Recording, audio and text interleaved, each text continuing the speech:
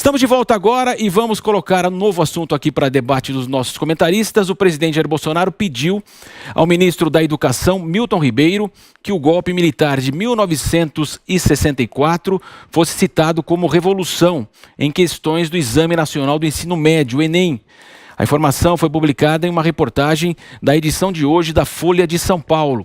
E Ribeiro chegou a comentar o pedido com membros do MEC e também do INEP, Instituto Nacional de Estudos e Pesquisas Educacionais, que é um órgão responsável pela elaboração do Enem, mas a ordem, sem amparo histórico, não foi adiante.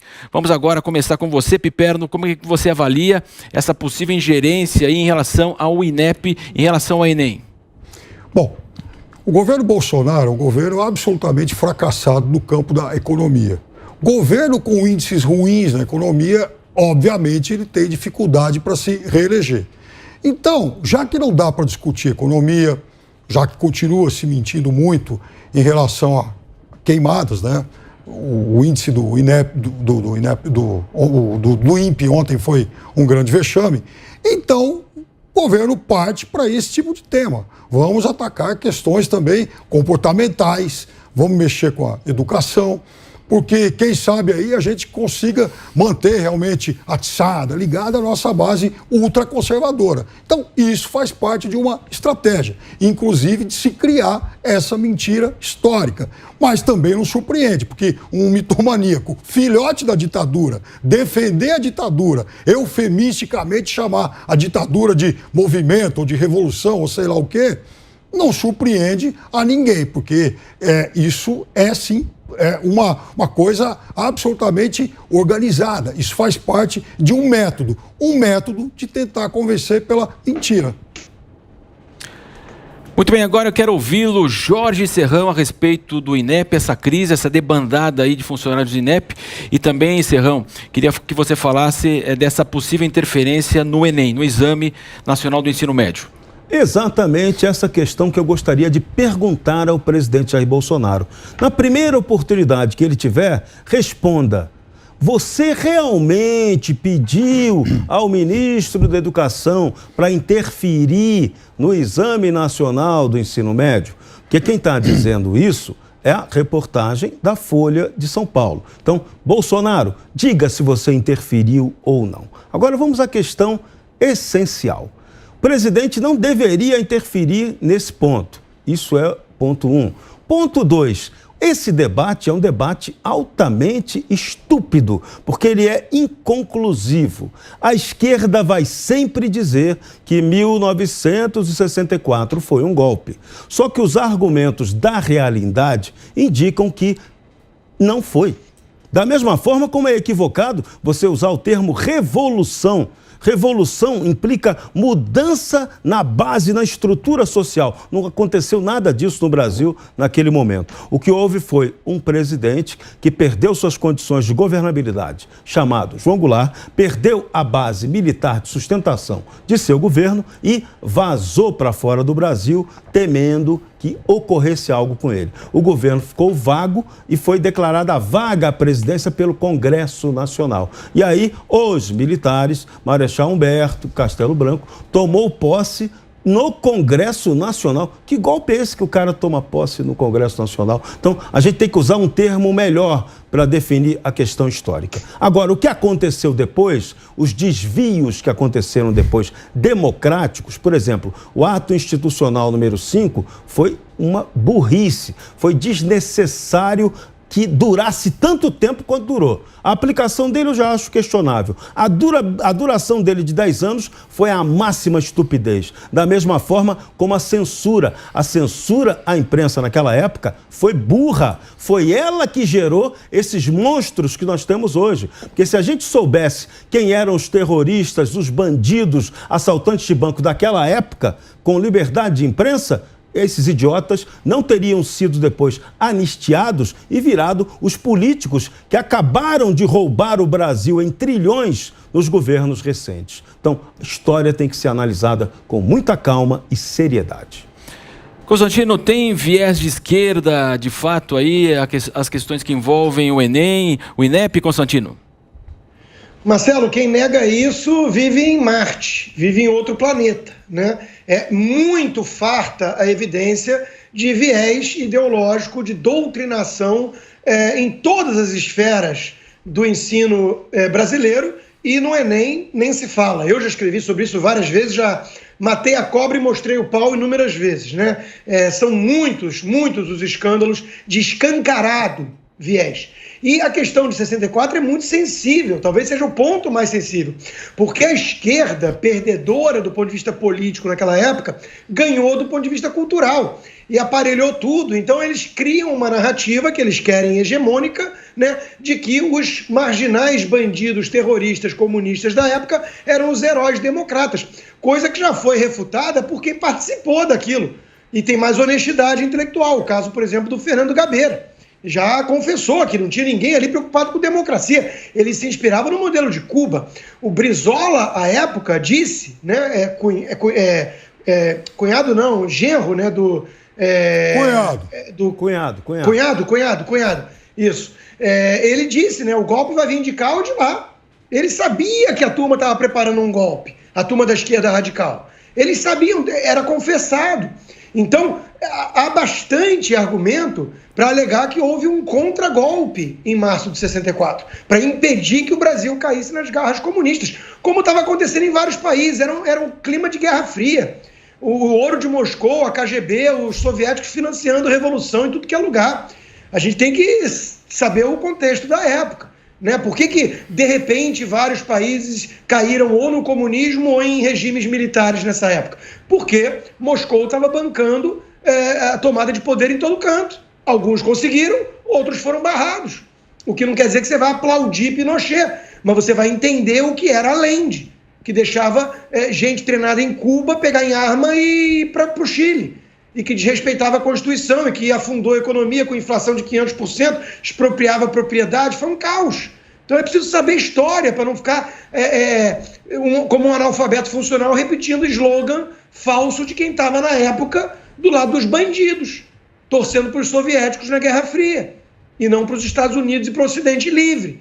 Né? Então, isso tudo é muito importante. E o Enem, essa coisa toda sempre foi tomada há décadas por essa turma de esquerda, e hoje está havendo uma reação.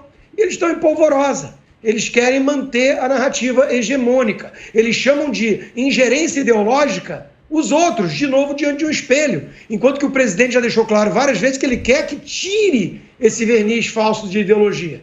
Só que isso já é chamado de ideologia pela esquerda radical. Se você ensinar matemática como ela é, e a língua correta, para eles isso já é uma visão ideológica conservadora.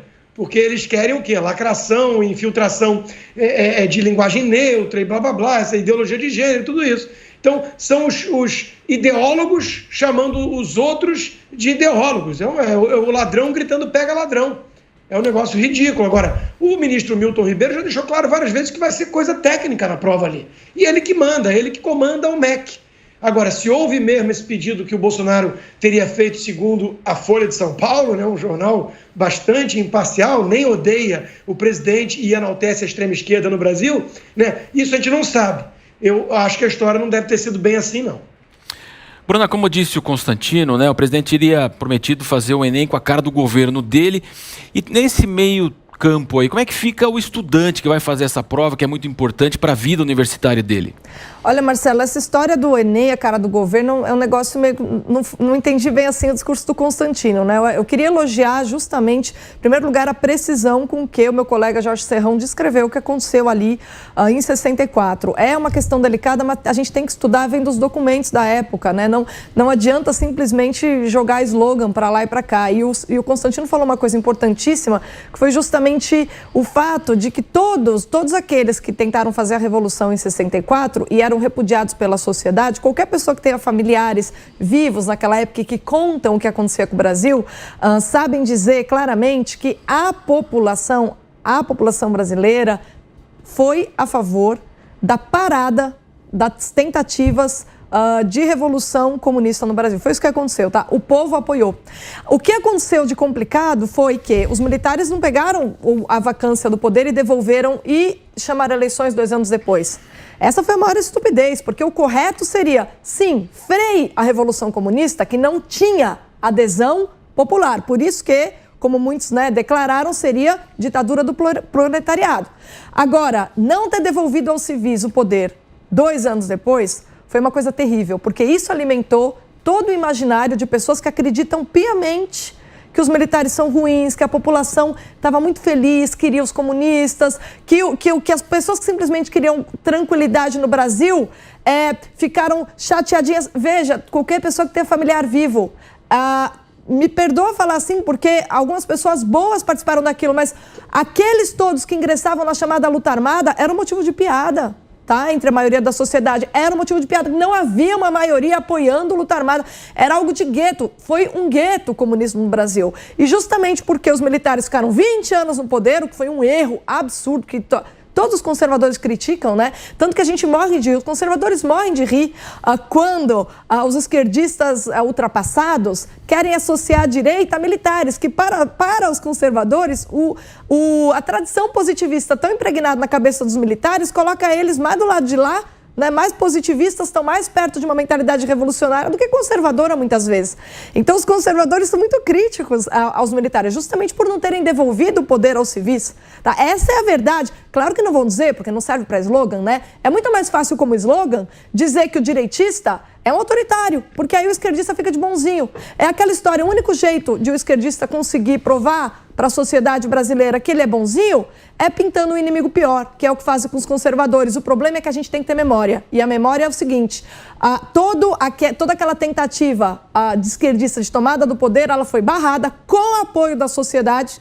O erro dos militares foi ter ficado 20 anos no poder, porque nesses 20 anos que eles ficaram no poder, nas universidades foram tomadas, toda a cultura foi tomada, todas as redações foram tomadas e o gramscismo se estabeleceu.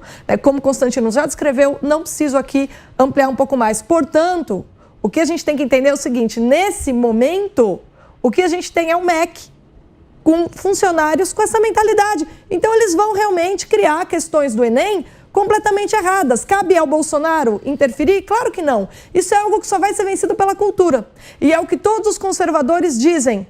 Primeiro, nós precisamos ser mais amplos na cultura para a gente ter equilíbrio. E só com esse equilíbrio a gente tem democracia. Não é o que a esquerda pensa. A esquerda pensa que democracia é quando só ela abre a boca.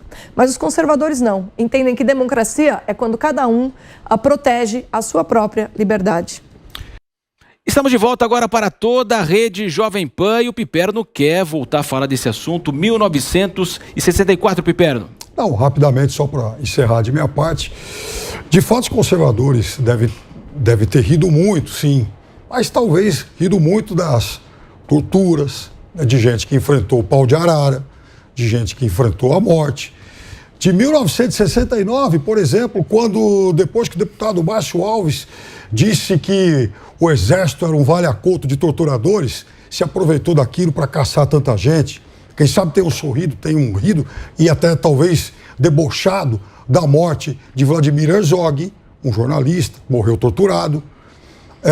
Quem sabe, inclusive, tenham achado muito engraçado, né, as invasões e as prisões em muitas das redações. Sim, muito jornalista foi preso por fazer crítica ao regime. O jornal Estado de São Paulo, por exemplo, ele tomou como opção publicar na capa receitas de bolo e poemas de Camões, porque, afinal de contas, havia a mão forte do AI-5 calando os críticos. Então, talvez eles tenham rido muito e debochado bastante de tudo isso. Muito bem, eu vou chamar... Por favor, Constantino, a Bruna tinha pedido aqui... Não vamos deixar passar barato isso. Não, sim, é que... Não, olha só. Tá bom, calma, vamos lá. Isso é sensacionalismo barato, olha só. Primeiro lugar, não é. A gente aqui, os três aqui, Serrão, Bruna e eu, fizeram questão de separar março de 64 de 20 anos de regime militar. Primeira coisa. Então já é um espantalho. Segunda coisa, vamos trazer o contexto. Tinha gente ali explodindo bomba, tinha gente ali organizando sequestro. Não eram santos, de repente... Agora, mesmo em 20 anos de regime, a conta oficial, que toda essa campanha que enriqueceu... Voltamos para a rádio Jovem Pan agora. Pode continuar, Constantino. Pode continuar. O advogado Greenhalgh do PT, que ficou bilionário graças a essa indústria da bolsa ditadura, né? Acharam cerca de 400 nomes. Em 20 anos, 400 mortos. 400. No Chile, no primeiro ano de guerra civil com Pinochet e os comunistas do Allende, morreram 3 mil pessoas ali. cerca de 3 mil pessoas. 400 desaparecidos e mortos em 20 anos. Vocês estão pintando um negócio aí que não é condizente, ignorando que eram terroristas, comunistas, sequestradores, assaltantes de banco e por aí vai. Então, menos. Eu acho que, além desse ponto, né, o que é importantíssimo é o seguinte, isso que o Piperno faz de tentar dizer que os conservadores devem ter achado engraçado, está errado porque eles riram disso. Os conservadores, de maneira nenhuma, justamente porque são muito respeitosos ao pilar principal da civilização ocidental, que tem um nome que é o cristianismo, então são pessoas que levam caridade muito a sério. Os conservadores foram extremamente críticos, e foi isso que eu disse, foram críticos de os militares não terem devolvido o poder para os civis e de terem, sim, abaixado AI-5. Quero lembrar que o Pasquim, brilhante jornal, ainda que expoente de todos os esquerdistas, mas brilhante no seu formato, foi ali, surgiu dessa censura. A gente sempre lembrando que onde tem censura, a inteligência brota, né? Até um recadinho para o Lula, quer regulamentar? Regulamenta. A gente dá um drible em você, né? E lembrar também que os conservadores, justamente de base cristã, evidentemente, acham qualquer absurdo, qualquer tipo de violência que tenha acontecido aí. Agora, dizer que os conservadores são a mesma coisa do que torturador, é de uma má fé. Olha, é de uma má fé. Pergunte a algum jornalista absurda. do Pasquim quantos foram presos daquela redação. Quantos foram presos pelo crime de lê o editorial do Roberto Marinho em 64. Lê o editorial. Opa! Apoiou. Que o Olha Bolsonaro só, tentou ler tem na um Globo livro... E teve jornalista até psicografando ali o que era a intenção do jornalista. Recomendo a leitura de um livro dessa grossura chamado Orville. Ele é livro ao contrário. Esse livro, ele foi proibido de sair pelo ministro do Exército, na época, general Leônidas Pires Gonçalves, mas esse livro acabou sendo publicado.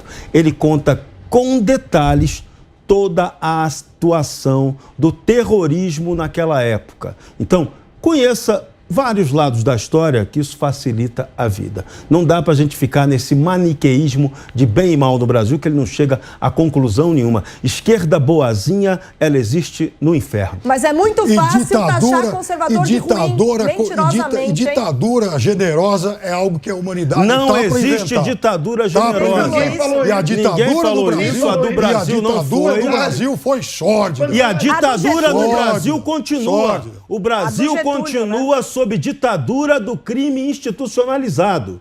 Essa é a ditadura. E para não dizer os crimes financeiros. 60 mil por ano. E para não dizer os crimes financeiros. Só que ele opera junto. KPM, Coroa, Brastel. Tráfico de drogas. Tinha um monte naquela época. Tráfico de drogas opera junto. Tudo isso no tempo da ditadura. É o narco-governo no Brasil. E quem tá junto com o tráfico de drogas... A Bruna lembrou do Getúlio. Os nossos democratas até hoje defendem um ditador. Isso. É o negócio mais incoerente que eu já vi. E tinha lá realmente um nazista, Filinto Miller, prendendo todo mundo do Partido Comunista. E Getúlio é o modelo do Lula. O modelo do Lula. Pois é. Ciro Gomes e hoje a esquerda é a neofascista, porque ela acusa o outro de ser fascista quando ela faz a prática fascista. Regulamentar meio de comunicação é prática fascista.